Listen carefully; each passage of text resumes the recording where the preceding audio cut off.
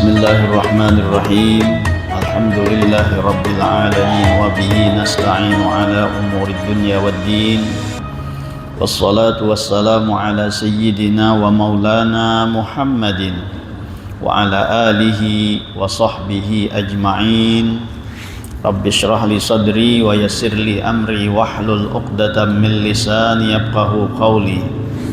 Allahumma salli wa sallim ala sayyidina wa maulana Muhammadin salatan tukhrijuna min dhulumatil wahmi wa tukrimuna binuril fahmi wa tudihu lana ma ashkala hatta yubhama annaka anta ta'lamu wa la na'lamu wa innaka anta 'allamul ghuyub.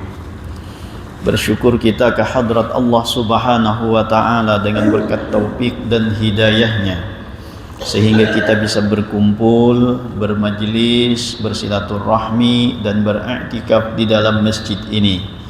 Mari sama-sama kita perbaharui niat iktikaf kita. Nawaitu an a'takifa fi hadzal masjidi sunnatan lillahi ta'ala. Sahajaku beriktikaf di dalam masjid ini sunnat karena Allah Ta'ala. Hadirin wal hadirat rahimakumullah. Kita teruskan pengajian kitab kita Hidayatus Salikin. Qala al-musannifu rahimahullahu ta'ala wa nafa'ana bihi wa bi'ulumihi fid dharaini amin. I'lam ayyuhat talibu lidaril akhirati anna kitab bidayatil hidayati lil imami hujjatil islami al-Ghazali radhiyallahu anhu jami'un littaqwa al-madhkuri fi qawlihi ta'ala wa tazawwadu fa inna khairaz zadit taqwa. Ketahui olehmu hai saudara kami yang menuntut bagi negeri akhirat. Di ujar musannif, ketahuilah wahai saudara kami yang menuntut bagi negeri akhirat. Nah, kita ini adalah para penuntut akhirat,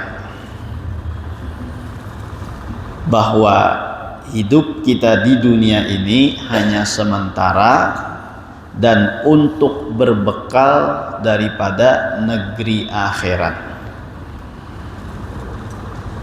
Bahwasanya kitab Bidayatul Hidayah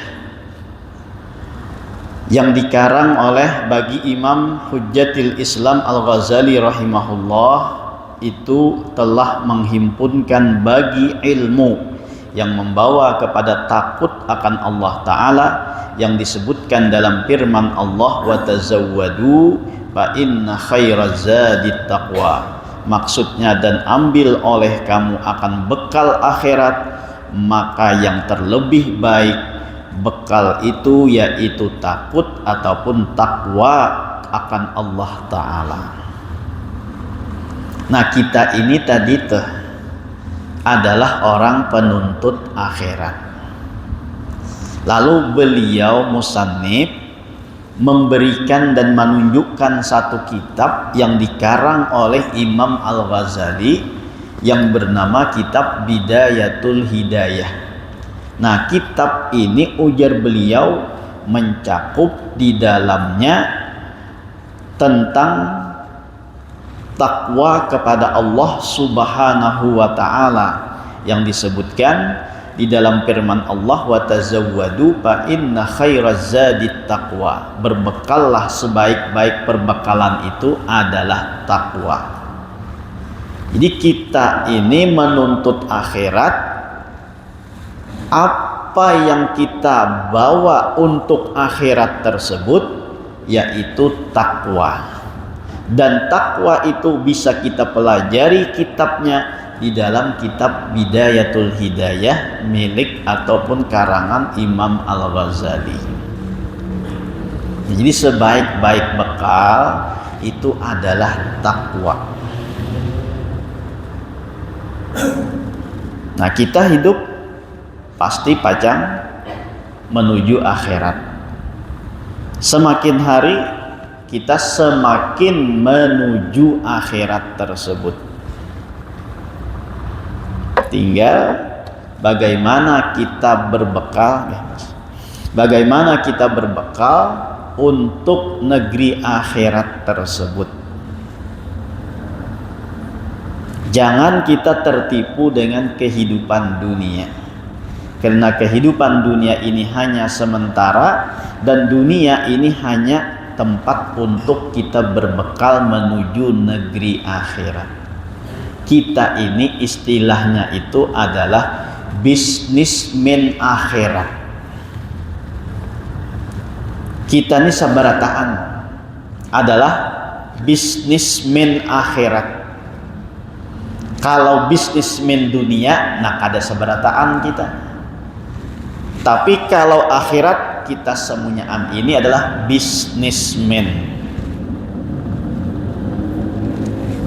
Nah, kalau orang berbisnis, maka dia harus bisa menghitung-hitung modalnya, harus bisa mengali-ngali keuntungannya. Kayak itu juga kita hidup di dunia ini. Kita hidup sehari sama diberi jatah 24 jam. Itu modal. Apa keuntungannya? Bila kita kawal mengerjakan kebaikan-kebaikan di dalam 24 jam ini, nah maka itu adalah sebuah keuntungan. Sebaliknya, bila kita kada bisa menggunakan dalam kebaikan, nah maka bisa-bisa kena menjadi rugi di negeri akhirat. Modal kita apa? Ya umur yang diberikan oleh Allah Subhanahu wa ta'ala. Dalam sehari itu sama sabarataan kita kada berbeda.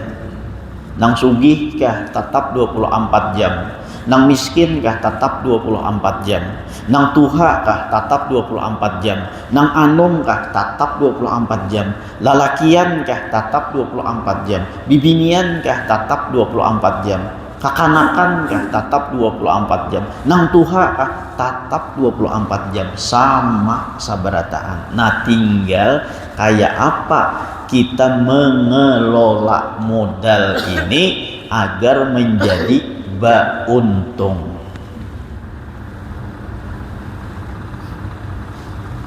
Umur semakin hari semakin berkurang,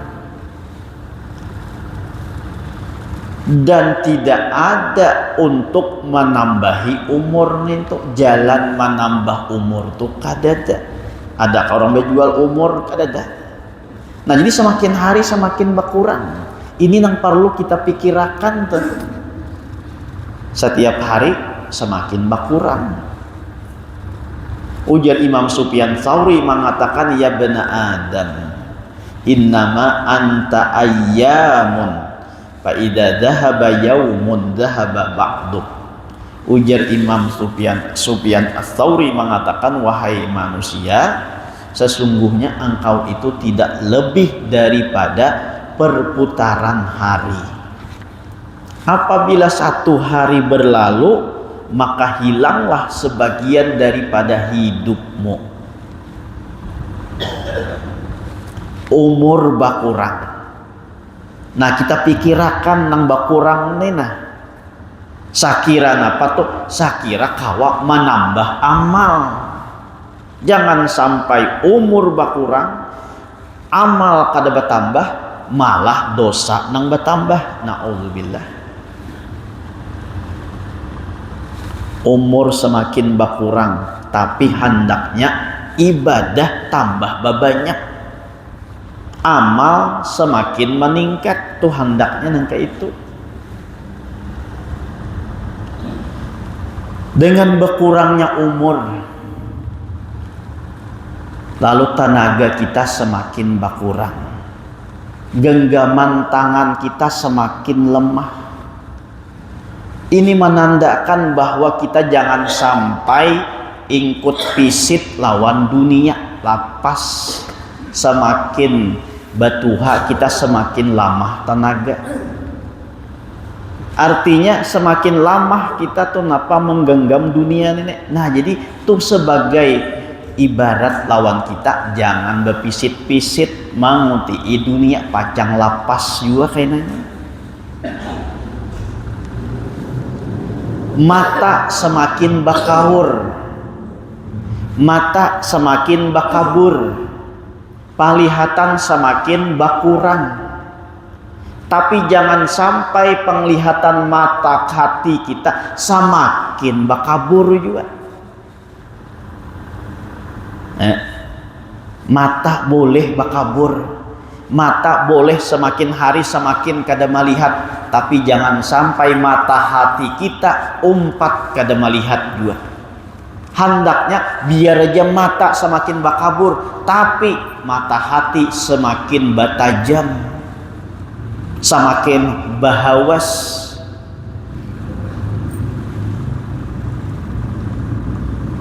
Rambut semakin hari semakin berputih. Itu mengingatkan kita lawan kain kapan. Semakin hari semakin berputih. Dahulu hirang, nah wah ini pina memutih sudah dah. Ya kan? Makanya tuh huban tuh makruh dicabut.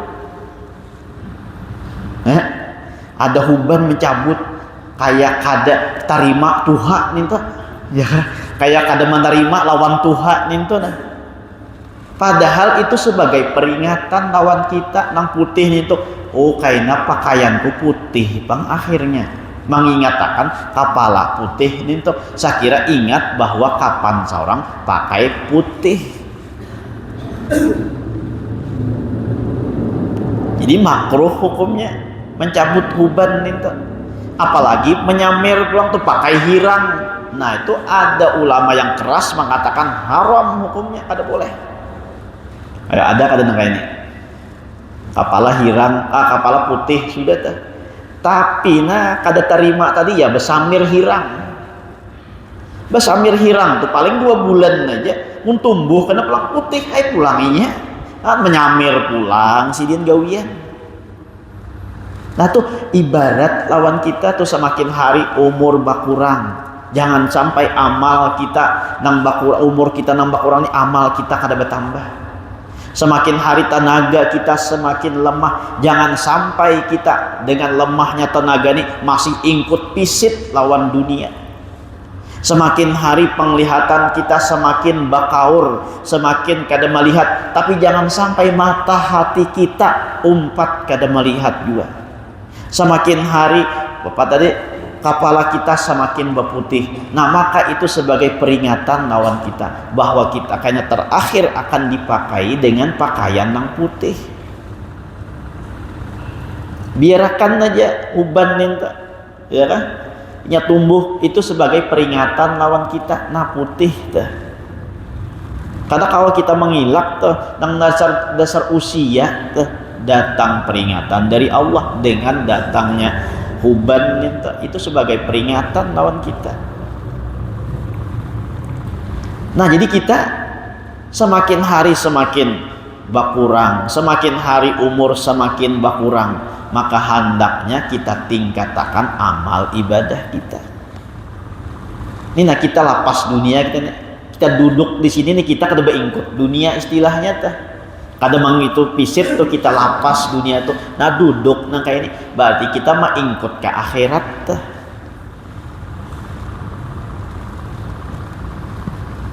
Jadi kita seberataan menuntut akhirat. Dan dengan apa? Dengan modal takwa. Karena takwa itulah sebaik-baik perbekalan.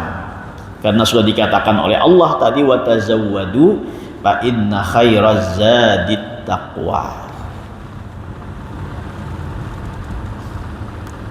Dalam sehari kita tuh apa nang kita lakukan dalam akhirat tuh untuk negeri akhirat dan apa nang kita gunakan untuk dunia. Nah tuh perlu kita renungkan nanti ini dalam 24 jam tadi tuh kamana dunianya dan kamana untuk akhiratnya waktu nih tuh. Nah perlu kita renungkan.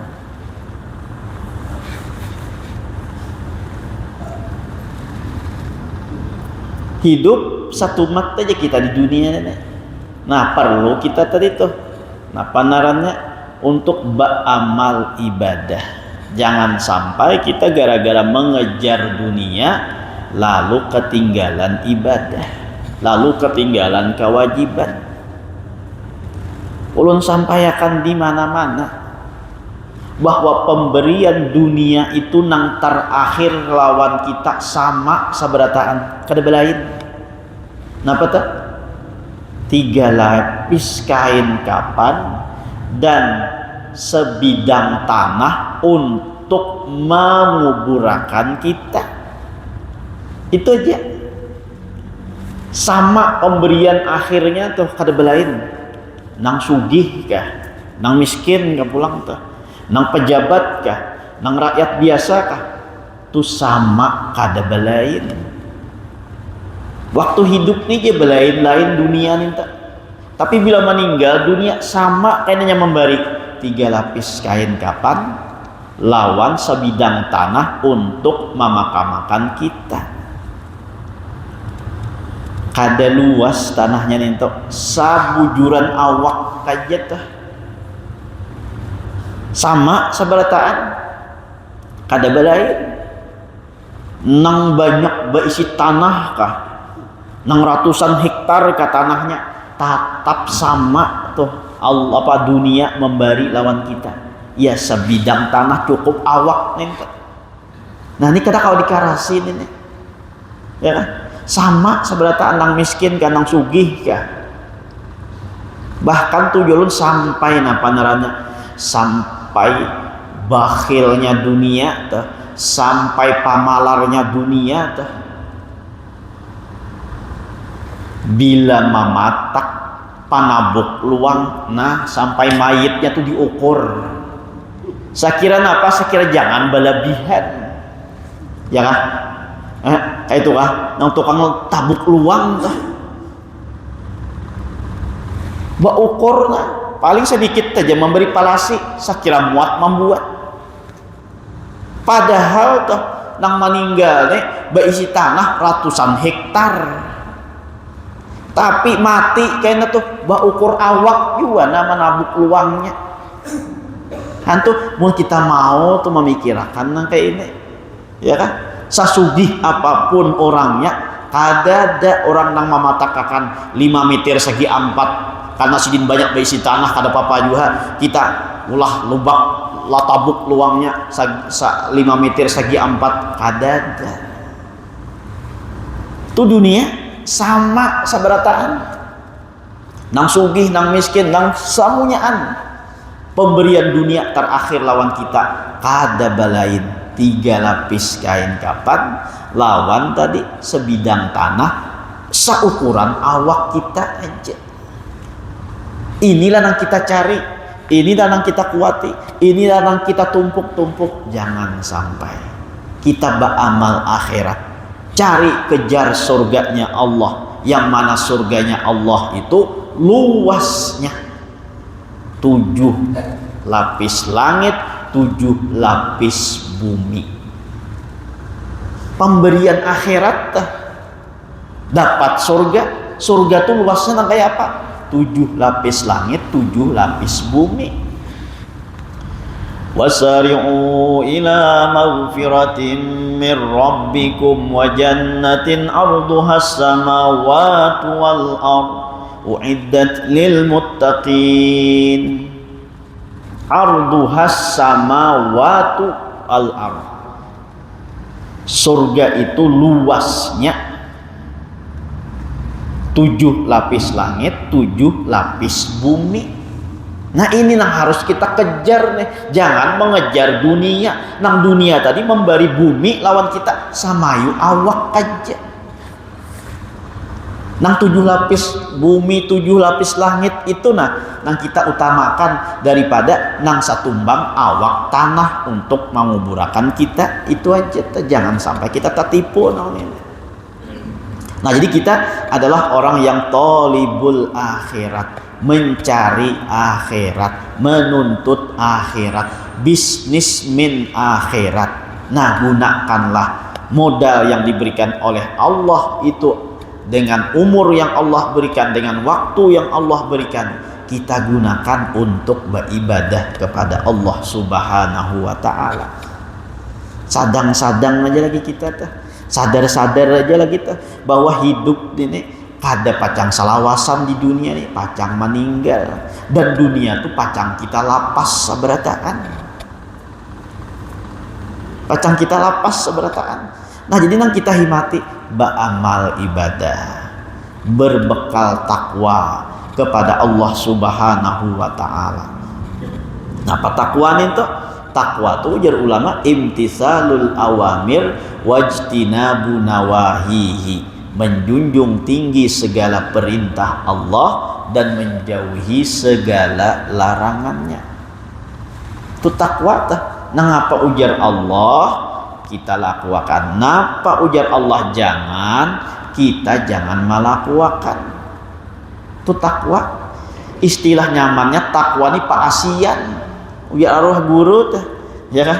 Nang naran takwa tuh napa? Paasian. Napa paasian? Bilanya disuruh Allah gawi, bila dilarang oleh Allah jangan digawi. Nah tuh paasian narannya. Tuh takwa nang paling nyaman tuh kita mengartiakan takwa tuh napa? Paasian lawan Allah Ta'ala. Napa nang diperintahkan oleh Allah gawi, baik perintahnya itu secara wajib ataupun secara sunnah. Jangan sampai kita ini beribadah tuh pulang hanya memilih-milih pahala nang ganal, pahala nang besar, itu aja nang kita pilih tuh. Bila pahala halus kulir menggawi, nah itu jangan sampai juga nang itu belum termasuk takwa nang sebujurannya. Nang ngaran bujur takwa tuh biar halus ka ganal ka nang kayak apa ka pahalanya tetap digawi. Kenapa? Karena nang menyuruh tuh Allah Ta'ala. Kayak itu juga sebaliknya dosanya tuh kayak apa kelarangannya, halus ka dosanya, ganal ka dosanya jangan digawi. Kenapa? Karena nang kita berbuat dosa tuh lawan Allah Ta'ala. Kadang-kala kita melihat dia pahalanya menyunat ini halus saja para ya kain aja cari nang ganal. Nah kabila lagi kita tuh hendak menambah amal ibadah nih tuh, mun kita melihat lihat nih pahalanya halus nih pahalanya gawi aja. Kayak itu juga pulang dosa tuh jangan memilih-milih. Oh jadi dosa ganal, ini dosa halus ini kada apa-apa juga digawi karena hilang aja di bawah obat-obat, karena hilangnya bau sembahyang dan sebagainya. Nah tuh jangan juga nang kayak itu.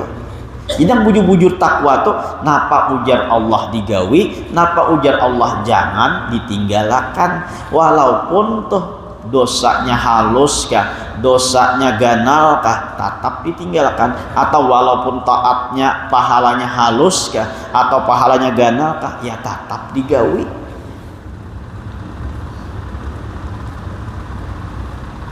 Ujar Allah mengatakan kepada Nabi Uzair, ya Uzair, idza aznabta dzamban fala tanzur ila sigharih wanzur ila manil ladzi aznabaka minal ladzi aznabta.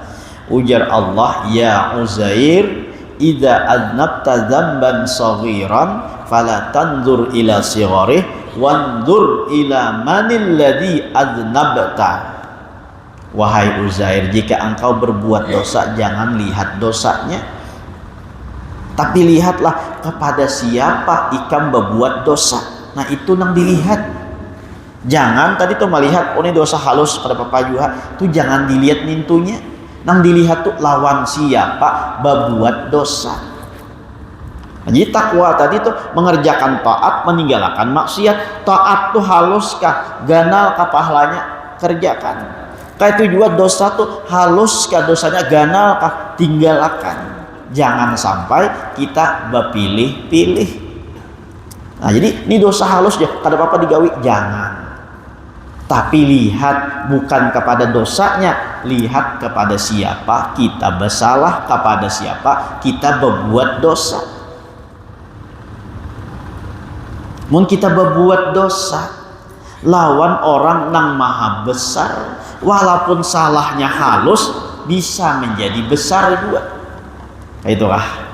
Oh, bila kita tuh berbuat salah, tapi berbuat salahnya lawan orang nang maha besar, maha mulia, nah maka kesalahan nang halus tuh bisa menjadi besar juga.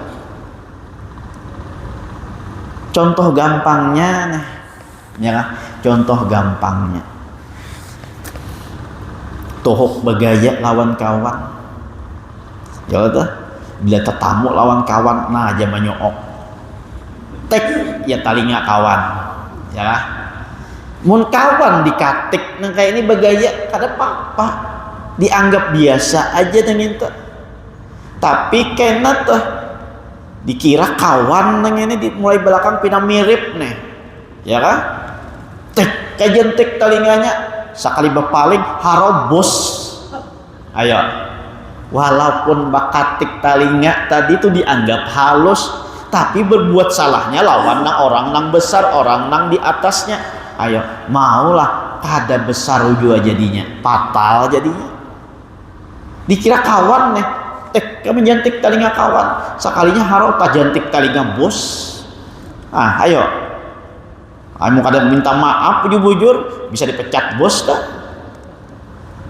Nah, kayak itulah kita melihat kemaksiatan. Jangan pandang dosanya halus, dosanya besar, tapi nang dipandang di situ adalah kepada Allah Subhanahu wa Ta'ala. Allah Maha Besar, walaupun perbuatan itu halus, boleh jadi itu bisa menjadi besar.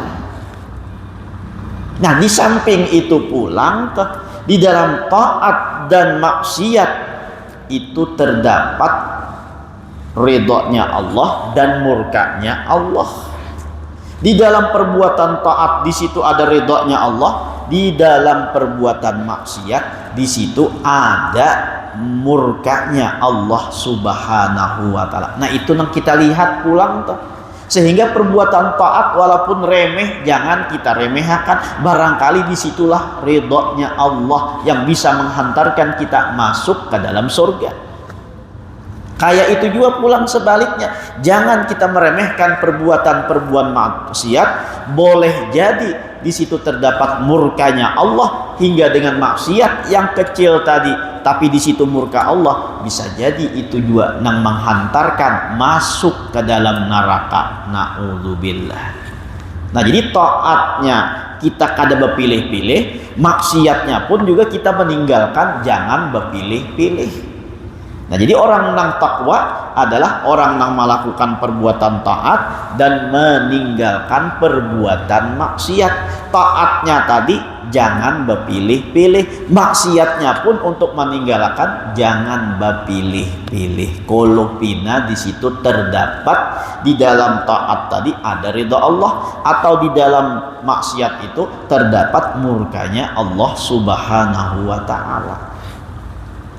Walaupun dianggap halus dosa itu, walaupun dianggap biasa, tapi kalau itu adanya murka Allah, nah boleh jadi itu kayak nang menghantarkan masuk dalam neraka. Sebagaimana yang diceritakan oleh baginda Nabi sallallahu alaihi wasallam, dakhalatil mar'atu an-nara bihirratin habasatha. Seorang perempuan, ujar Rasulullah, dia masuk ke dalam neraka, padahal bibinian ini orangnya ahli ibadah, bibinian ini orangnya taat lawan nang laki, tapi dimasukkan dalam neraka bihirratin habasatha, dengan sebab seekor kucing nang inya kurung. Orangnya ahli taat ibadah, taat lawan suami, tapi isi kucing, kucing dikurung, dikunci kucing tadi, lalu kucingnya kada kawa makan, kada kawa minum, akhirnya kucingnya pun mati. Dengan sebab itulah Allah Subhanahu wa Ta'ala memasukkan ke dalam neraka. Artinya apa tuh? Dianggap biasa tadi tuh, ya kan? Dianggap kada apa-apa nang kayak itu. Tapi disitulah letak murkanya Allah hingga menghantarkan ia masuk ke dalam neraka. Nah, sebaliknya pulang tuh, mungkin kita sudah rancak juga mendengar kisah seorang pelacur, seorang PSK masuk ke dalam surga dengan sebab apa? Memberi minum seekor anjing nang kehausan. Pulang teh ini orang pelacur, penzina. Zina itu dosa besar. Tapi si perempuan penzina ini masuk ke dalam surga dengan sebab napa? Meminumi anjing nang kehausan. Jadi si perempuan ini ketika melewati sebuah sumur, inya kehausan, lalu inya mencibuk banyu, dan di sampingnya itu ada anjing nang kehausan juga. Lalu inya memberi minum lawan anjing minta. Dengan sebab itu Allah ridha, sehingga orang ini pun dimasukkan ke dalam surga oleh Allah Subhanahu wa ta'ala. Itu gambaran bahwa di dalam perbuatan taat di situ ada ridha Allah Ta'ala, dan sebaliknya di dalam perbuatan maksiat di situ ada murkanya Allah. Nah, sehingga kita jangan wani melakukan perbuatan-perbuatan maksiat, dan jangan sampai kita meremehkan perbuatan-perbuatan taat kepada Allah Subhanahu wa ta'ala. Bahkan riwayatnya Imam Al-Ghazali, nah yang punya kitab Bidayatul Hidayah tadi tuh, ya kan, yang disebut oleh Syekh Abdul Samad Al-Palimbangi yang punya kitab Bidayatul Hidayah. Imam Al-Ghazali itu ketika wafat, ketika meninggal dunia, lalu di antara sahabatnya, di antara temannya Imam Ghazali ini bermimpi bertemu dengan Imam Al-Ghazali rahimahullah. Di dalam mimpi tersebut melihat Imam Ghazali ini berada di dalam surga dan di tempat yang terhormat dan mulia. Nah, lalu ditanyalah oleh teman yang melihat di dalam mimpi tadi kepada Imam Al-Ghazali, wahai Imam, dengan sebab apa engkau mendapatkan kemuliaan seperti ini? Apakah dengan ilmu dan kitab-kitabmu yang engkau karang itu, wahai Imam Ghazali? Dijawab oleh Imam Ghazali, bukan. Apakah dengan ibadahmu? Bukan. Tanya, bukan semuanya angkadada. Lalu apa yang menjadikan engkau mendapatkan kemuliaan seperti ini? Lalu diceritakan oleh Imam Al-Ghazali, suatu ketika aku dalam keadaan mengarang kitab dan menulis kitab tersebut, ketika itu ada seekor lalat hinggap di tinta nang hendak kutulisakan ninta. Nya menulis bahari itu kada kita kayak wahini pak, pakai pulpen langsung. Orang bahari itu baculup dahulu ya kan? Culup hanyar ditulis, culup hanyar ditulis. Nah, lalu imbah manculup hinggap diranga karena inya kehausan meminum daripada tintaku tadi, aku biarkan dahulu. Nah, kada ku kibah tuh, kada ku buru tuh, biar aja inya minum daripada tintaku tadi. Setelah inya terbang, lalu aku meneruskan menulisnya. Dengan sebab itulah aku diberikan kemuliaan seperti ini oleh Allah Subhanahu wa ta'ala. Gara-gara saikung biranga aja nang kehausan hendak minum tinta, dibiarkan oleh beliau. Dengan sebab itu dapat kemuliaan. Nah, karena apa? Disitulah letaknya ridha Allah Subhanahu wa ta'ala.